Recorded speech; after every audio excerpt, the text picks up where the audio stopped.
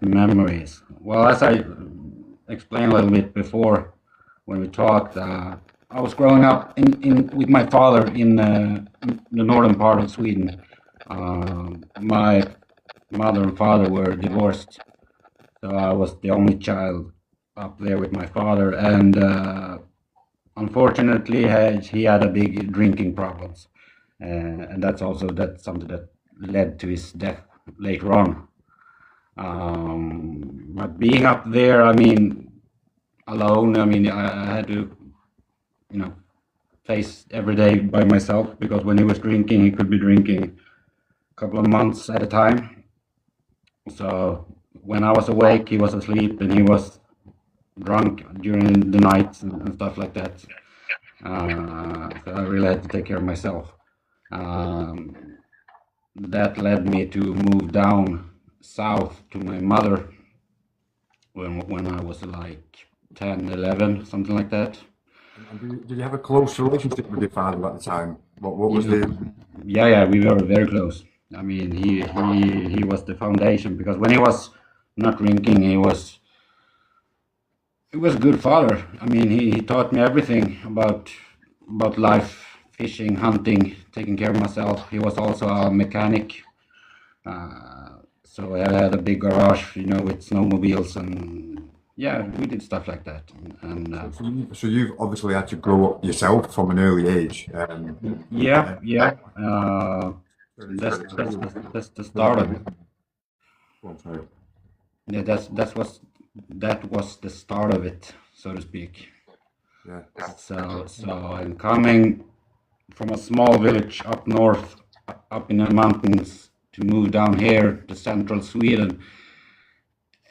The contrast is very big. Uh, you know, Yeah. Not so only that, did you have to, were you at school at that time as well? yeah, yeah, I was at school. So when I moved down, I changed the school. Took a little while to fit in because I was the strange guy from the north, Of course. not like everybody else. Yeah. And then I turned 12 when he passed away. I don't know what, fifth grade maybe, fourth, fifth grade, something like that. Yeah. Okay. So you And just started secondary school. yeah, yeah. Yeah. So and that took a big part of me back then because he was everything that I knew, you know. And losing such a big person, despite him having the problems with all the alcohol and stuff like that, it was a big part of me that went away that day, So and did still you? is. Of course. Yeah. Um, Absolutely. and I have a child, a daughter of my own. She's turning 10 now in August, so I'm just trying my best to be the best father for her, and trying to avoid all those problems I had with my father.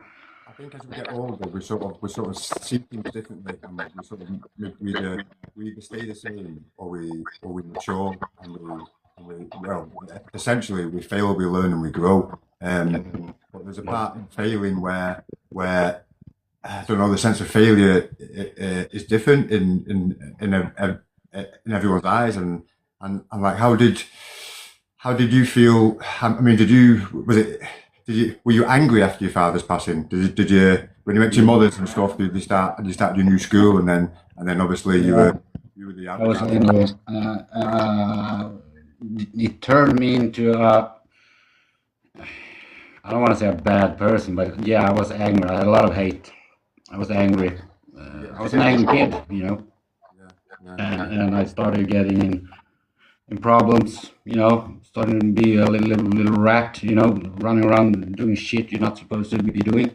yeah. And So what was your relationship like with your mum at this point? what?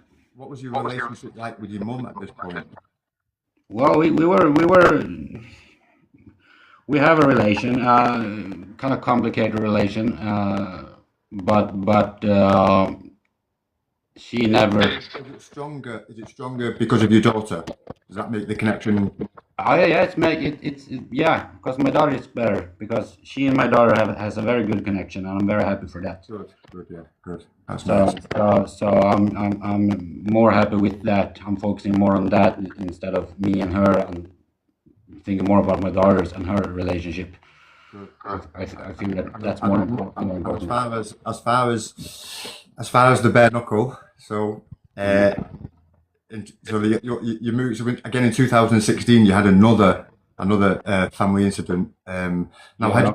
had you was this you talk about this grief in a minute, or that actually what happened, as much as you like. But I mean, was it as far as healing from being from your father's death? Was it similar grief, or did it provoke something inside you again, or did you manage to deal with it differently with you being a little bit older? Um, about my father's passing, I mean, I've learned to deal with it. I mean, that's something I can live with. When my brother passed away in 2016, that was more like I don't know.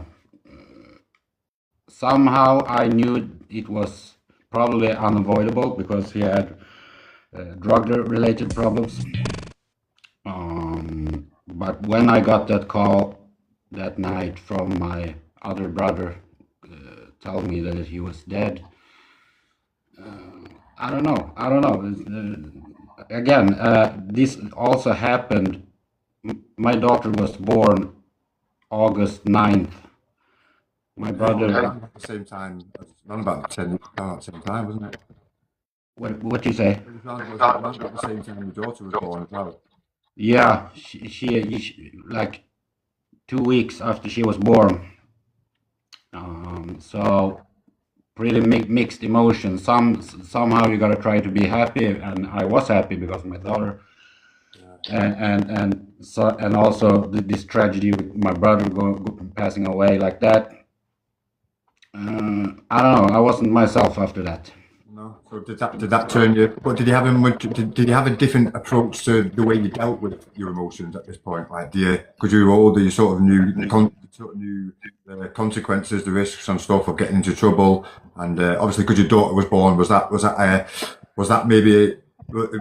I mean, let's say she hadn't have been born at that time as well. Could things been a lot worse for you? Could you? Yeah. If she hadn't been there, things would have probably been a lot worse than it was. So I'm grateful for that, of course. But I didn't know how to deal with my emotions because I as a person, I'm very, what do you call, introvert. Yeah, yeah, Yeah. yeah.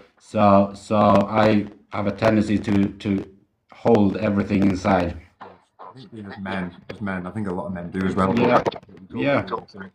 So And how do you release that? Is this where the bare knuckle comes into play? I mean, how did you find? finally it did. I mean, I also started to drink too much, um, and it got to that point where I lost my girlfriend at the time, and her children too. So I was it put me in a very, very dark place, and I was diagnosed with what do you call, depression and anxiety. And when I was in that darkest days, about 2 years now, I found Christian. I found out Spartan. And where? I mean, I can't remember exactly. I must have, I don't know if it was the documentary. I stumbled upon the Spartan page somehow, and I got in contact with the Spartan. I didn't know that Christian was the same profile was writing to with the Spartan and Christian in private. So, and I saw that they were looking for fighters, and I was like, I need to do something. I need to release something. I need to do something. So I got the chance to join my first fight. It was last summer on Fight Fest 6. So you've had all 4 fights within a year. Yeah. Right. Right. And how old are you? Don't mind me asking. I'm 36. 36. Okay. So what's your so talk us through the fights and like the mindset. Yeah, yeah. I mean, Your very first fight. my very first fight, the very infamous, famous first fight. I was thrown in the pit with the original OG Dave Price, Yes. and with my knowledge today about Dave Price, I would never have done that. But I did it. He beat me up pretty good, and I got knocked out pretty fast. And did you feel like what did you? Because I find that whether the fight lasts for 20 seconds or 2 minutes, you feel cleansed in a weird sort of way. I think the adrenaline, everything around you, I think it just drains something out of you, like nothing else can ever do. Yeah, and the funny thing was, he knocked me out. I was waking up. I had the Chris and the medics checking my mouth for if my teeth were still there and stuff like that. And I was like, the adrenaline, the happiness, everything was like pressurized, released. But with not getting the win, I mean, how did that feel Well, looking back at it, I mean, I felt not getting the win. I felt horrible. I felt almost ashamed because I look at my fight and I see what the fuck was I doing in there, man? Same here. I lost my first two fights in this team. Yeah, and But at that point, though, did you want to come back, or at that point, did you think I'll come and try again, and if that doesn't work out, I won't do it again, or did you? well, the thing was, after that fight, I mean, I got so much love and respect from all the Spartan brothers and the fans, and I felt something that I felt I had been missing. The brotherhood, the relation. Yeah, Something, isn't it?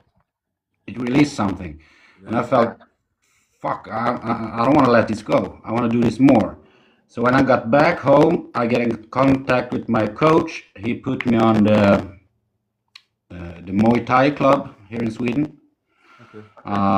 That's where I still. You know we're not allowed to use elbows and knees in the pitch, Jonathan, don't we? Yeah. I haven't done that so far yet, Yeah. but it's very good cardio training and sparring. And how do you find so for me, whenever I walk up to the pit, like I always engage with it when I get there, get feel for it from the outside. But every time I step inside, it feels so much smaller than it looks from the outside. Just being a hay bale away, it feels like, but essentially that's the only place where, I don't know about how you feel, but that's the only place where I feel in control of everything, where nothing in the outside world has an influence on what you do. Ultimately, you're in control of everything. And it's a powerful place to be able to let loose some of your demons. And Yeah, exactly that. yeah, so it's all about the win. So how did the win feel? So was your second fight, who was that against? My second fight was against what's he called, Ahmad Mutasabe, something from Australia. Okay. So he's fighting now against Harty at the title fight middleweight. Nice. Now on Fight Fest.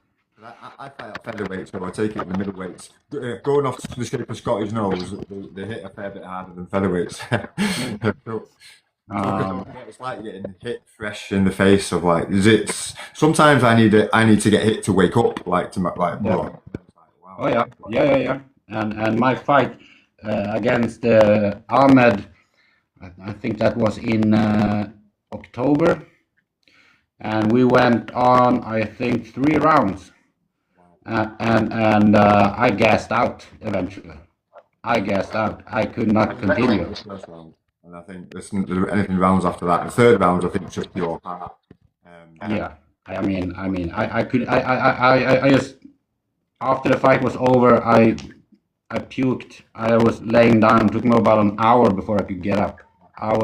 The adrenaline and everything. It doesn't just drain your energy; it drains your emotions. It drains your mental game. It drains everything. It's just it's like you build up to that moment. You build up to that. Building up to that moment, and then so much is released, and it's like, it's sort of like it takes a good while to come back down. It really does. Yeah. Was that a loss then, that one, the second time? Yeah, that was a loss.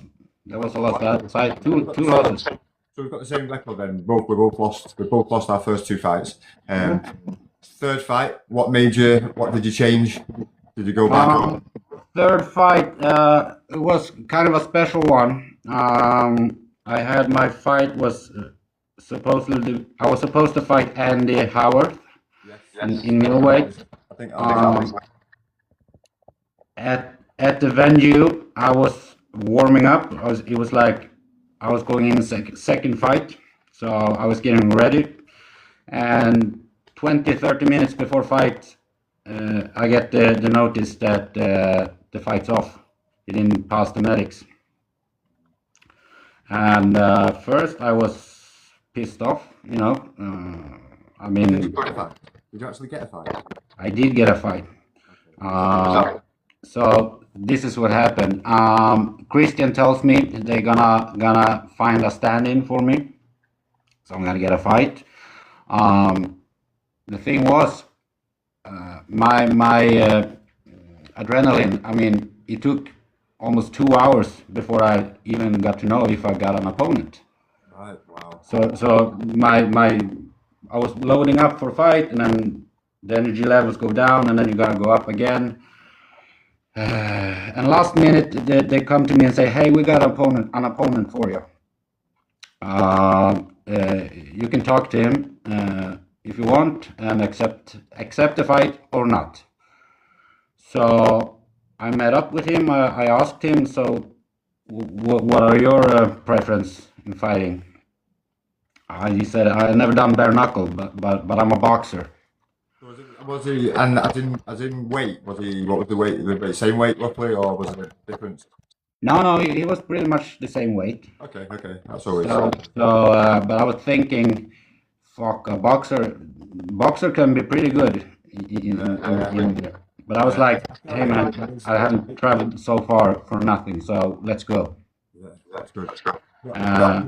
So As far as sorry to interrupt. As far as your boxing technique, do you have a plan when you go in there? Like, or do you just get in there and like sort of do you sit down and come to life when you step inside and something takes over, or do you have a game plan? You sometimes have a game plan, but you never. I always try to have a plan, you know. But in every fight I've done, none of it works. Or I want to do a jab, cross, uppercut, and I start with wrong hands, and it's just your mind is somewhere else. You know, the plan's out the window. I think if you can create space in the pit, you can use boxing skills. But I think it's hard to create that space, and it comes with experience. I think the more you go in there, the more you learn about the pit, and every time definitely different attributes for the next time you go in. So I would say, what do you call it? Experience within the pit is very important, because there's no office like it. You know. If you can think and keep getting hit and think and like just carry on, like it's not nice, but for me, I don't know about you, but it feels sometimes in a bit of slow motion. Like I'm able to do like not what I want, because I had to take a beating in that last fight. It was a bit like I had to cover up and let him gas out, and I couldn't let him show that my right hand was broke. I had to just and that mentally. Because I thought I'd finished him earlier off, and that mentally. So when a fighter keeps coming at you, like, and you think like they're done, like during a fight, what does that do? What does that do to you when you hit them with all you've got, and you just keep coming and just keep coming? Like Scotty Hogan, you fought. That's your last fight, Scotty Hogan. So that was a win. Yeah. Well, it's a good fight. I mean, Scotty Hogan, good fighter. All the respect. I love Scotty. I met him before this and after the fight. But he was tough, and I was surprised. He was very strong in the clinch. He was very much to go close contact and go in the clinch with me. He was trying to steer me away and stuff like that. I was not prepared for that. So he kind of he surprised me with that. So Scott, he had a bit. He's obviously, as you know, he's on next week as well. But yeah, he had a lot riding up onto this fight as well. I think mentally, he needed this fight to go well. But as a fighter, it doesn't always go well, and no, I think you take it as a lesson sometimes. But the pit is a very different breed of fighting. It's not like I've seen boxers come into the pit and fail miserably, and I've seen pit fighters go into the ring and fail miserably. It's like yeah, it's a different ball game. Like it's almost, but saying it's brutal, and the lads like we for some reason we enjoy it and we need it, but we've all been through something that brings us together in a way. Like we're all on the build up to fights. We're all on a group chat. We're all some people need help or reach out during the build up to a fight, and it's good to have that just that there. I mean, at all hours, I think, and just have that camaraderie of brotherhood. And I mean, I know you're miles away, and it's it's probably maybe a little bit better for you because you're in the middle of nowhere. But yet you've got this family that are behind you wherever you go, or at the click of a button, essentially. yeah. So what does your family feel about you going into the bare knuckle? Um, kind of kind of a mixed emotion. Does your daughter know? I mean, I've got Yeah, she knows. very. But it's almost as if like it was never about this for me, but it could be different for you. But it's like this. No matter they see you at the age you're at now, and probably think, wow, I can still maybe achieve something at like 36. I can still be a champion, or so. That must be an inspiration. Must be an inspiration to them and a role model. So, what keeps you outside of the pit? What keeps you? What keeps you like sane and mentally like? What are your drives in life to to Well, carry essentially on the yeah, I would say also, I mean, my daughter is my biggest supporter. She's my biggest fan, and I've introduced her. She knows about the bare knuckle. She's a bit worried, so I don't want to show her the full fights, stuff like that. She's been following me to the Muay Thai practices, to learn some little boxing and stuff like that, and she likes it. And I want to kind of take, for her sake, I want to take the edge off, the dramatization about the bare knuckle boxing. Okay. You know, um, So she sort of there's gets a not, feel for it herself, and they say, "Oh, it's not actually that bad." And but it's very educational. I mean, the discipline that a child can take yeah, from a sport like that is unreal. yeah, yeah, yeah. And That- I've seen this week you had a lot of maybe did you put a post out about is it frowned upon in Sweden for girls to do like combat sport?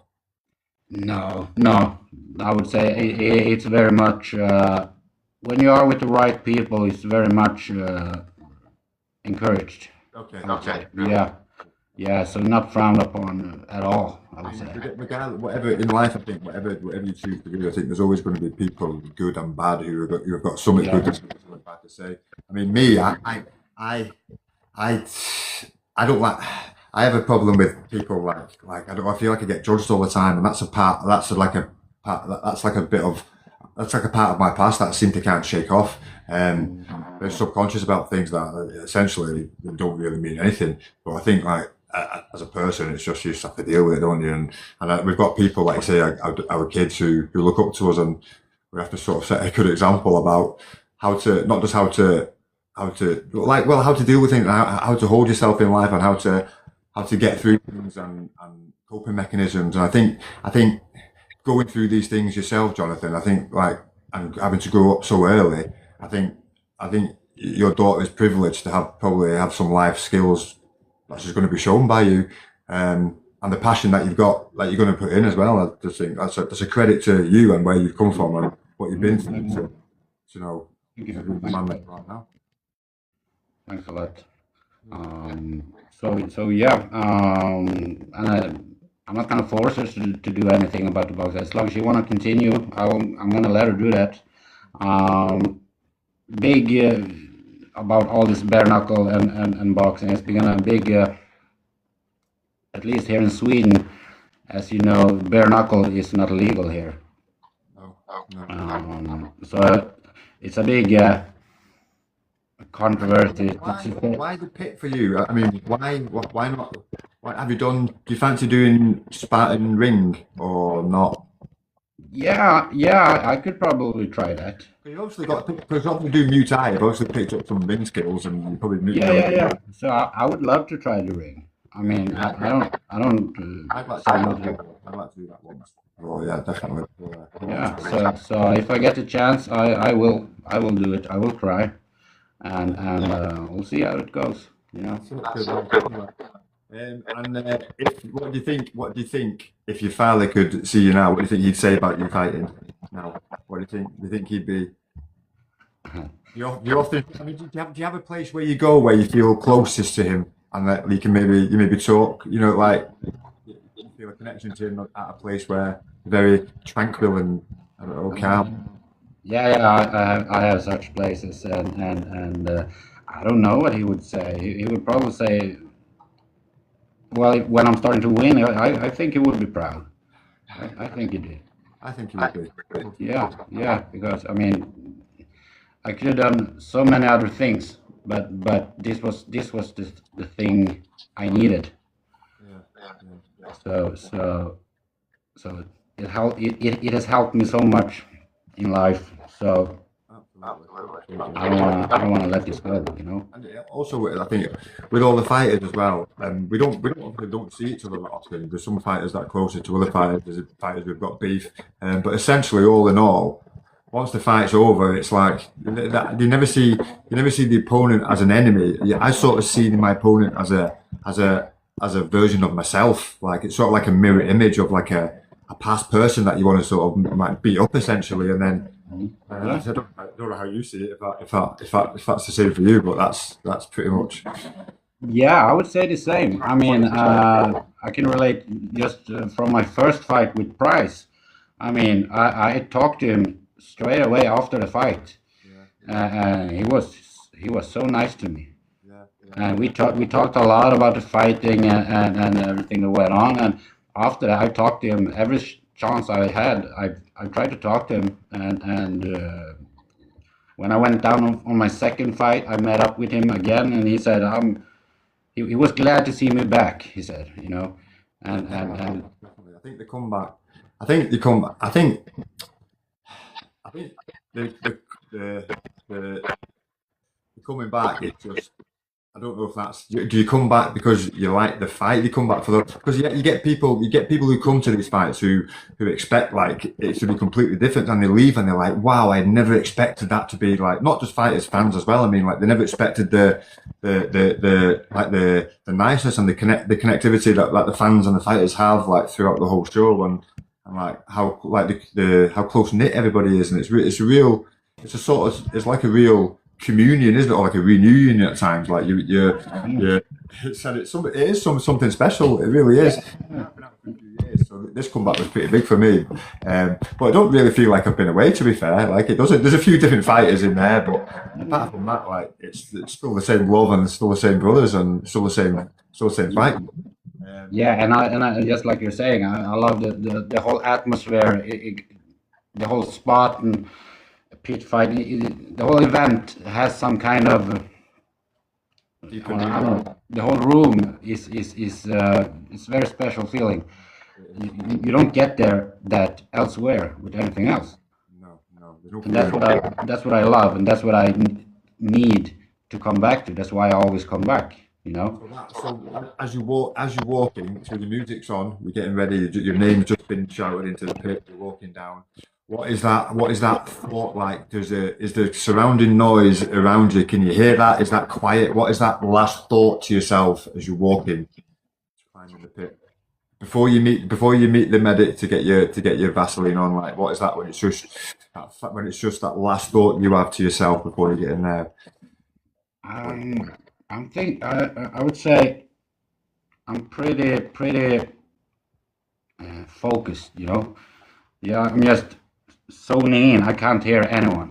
It's almost so noisy. It's so silent, isn't it? Yeah, yeah. It's like I'm just walking. I'm just gonna go down, do my thing, you know, or try my best, fight my heart out, you know, and that's like my only goal. I'm like zoned in, and once you're in the pit, like you know, you got your opponent there. Everything's silent. It's just you, your opponent, and the referee.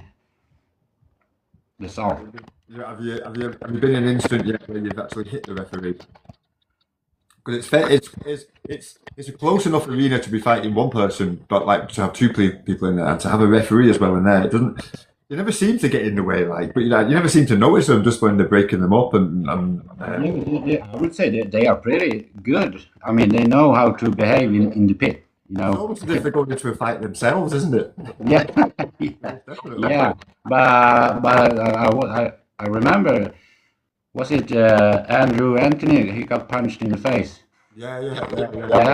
I saw that. It was- I think it was off Dan one shot, wasn't it?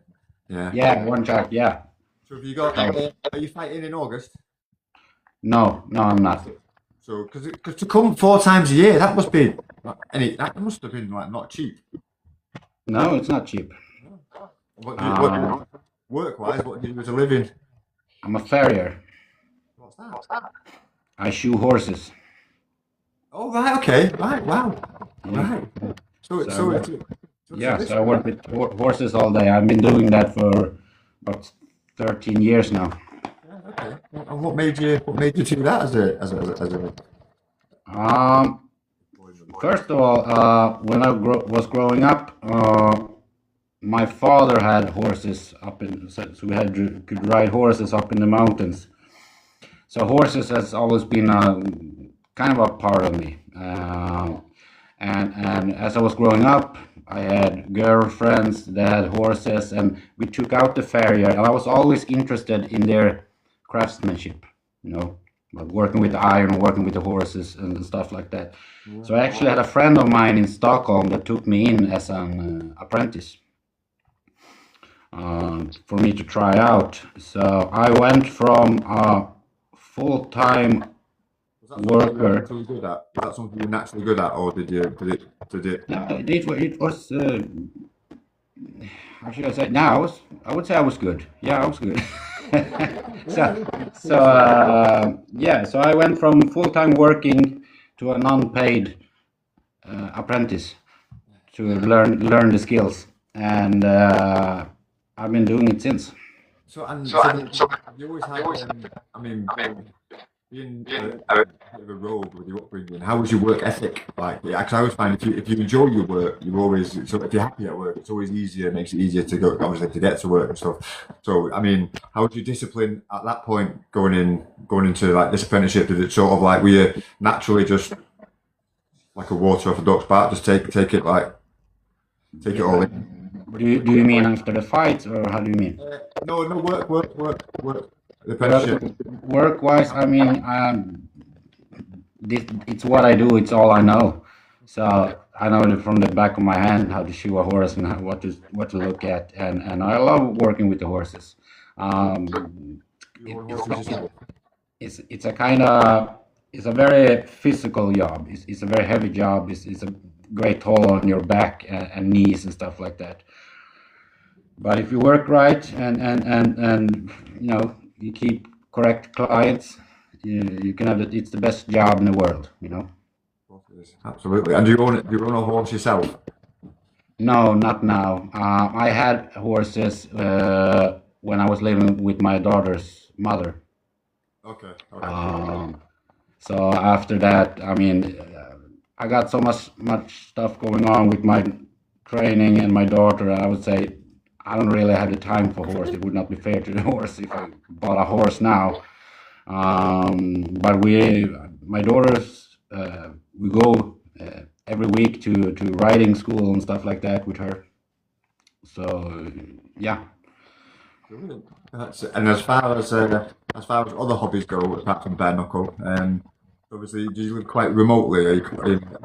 Are you out in the sticks? In the room? No, I'm living in a village. I have an apartment here, a small village called Norberg, about 2 hours from Stockholm. It's an old, very old mining village, so we have a lot of mines and stuff like that here. So you go and you like, do you like? It's a lot of open space as well. Where you quite is it? There's a local amenities around. Well, anyway, I've got a question to ask you about Sweden. Is it true? Is it called the fika law? Fika law. It's a myth. Fikabröd. Say that again. Sorry. Fikabröd. Is that what it? Is that how you pronounce it? So it's not official, though, is it? It's not an official law in Sweden. But Word. so Say it again. daily coffee and pastry breaks are a condemned mandatory social right. Ah, Is that and if you don't take these mandatory coffee and pastry breaks, it's frowned upon and considered highly antisocial and unusual. Is that correct? yeah. We call it fika. Yeah. Yeah, it's a kind of a social thing here in Sweden because, like you do in England, you call your buddies up and say, "Hey, let's go down and take a pint or something." Oh, is that what it is? Over here we say, "Hey, let's meet up and have a coffee and a cinnamon roll." You know. Yeah, correct. And another thing, so I've got three things here about Shoot. we know this other one. So you know about this the sunken warship, Vasa. Vasa, the sunken warship. Yeah. It was what was it? It was a preserved warship, 17th century warship that sank on its maiden voyage in 1628, just 1,300 meters from the shore. I mean, how embarrassing that must be. To be on the ship and it sink, and it was left under the water and sticking out for 333 years. Yeah. It was. It's right now. It's at the Vasa Museum in Stockholm. Really? What? Yeah, the whole ship. The whole ship. Yeah. Right. Yeah. So they preserved all the wood and everything. So it's the original everything. You can actually go in there and see the whole ship. Wow, I didn't know Yeah. that. Oh, wow. And are you in the part of Sweden where it's because am I right? Is there a part of Sweden so big that it can be sunset in the south and still dark in the north, or dark in the north and the sunset in the south? Yeah. So let me get this right. Because of the shape and latitude of Sweden, it can be pitch black in the north, Kiruna. Kiruna. Kiruna. It can be pitch black in Kiruna. And when the sun is rising in the city of Malmo, is that right? Yeah, that's correct. We got the arc. You don't even have to go so far as Kiruna. Kiruna is the most northern town we have. But further south, you have the Arctic Circle. You know. Yeah. So in the summertime. At the moment, it's cold. Is it? What season? Yeah, it's cold in the winter. No, Cold in the winter, hot in the summer. So is it just like our temperature but a bit more extreme? Is it a bit more warmer than here in summer than it is colder here in winter? That makes sense? It's colder in the winter here than you guys have. Right, okay. Yeah. But summers, you have more rain than we have. Well, Jonathan, you are the third famous person that I know to come out of Sweden. You've got Sven-Göran Eriksson, ABBA, and you. Oh yeah. So privileged. You should be privileged. And as for your next fight in the pit, any plans? Have you got a date lined up? Are you having a bit of a break? Yeah, I'm having a little bit of a break.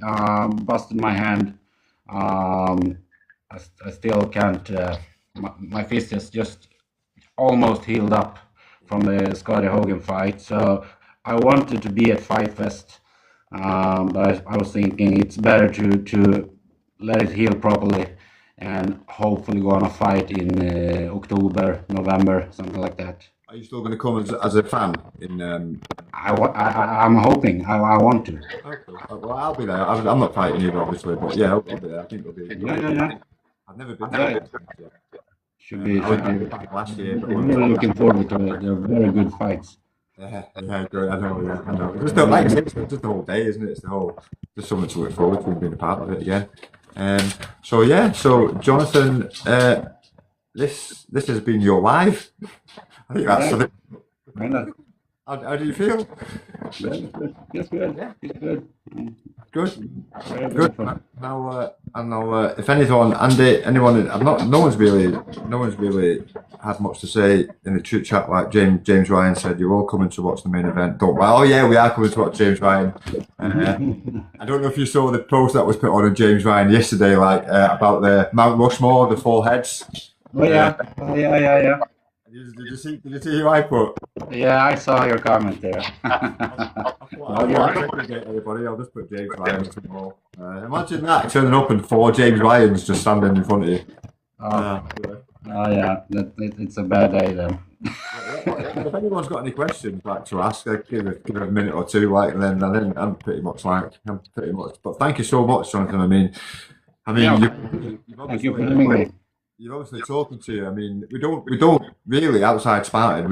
I've never really met you until this previous show when we group chat and stuff. And I think that's a credit to the Fight Club as well.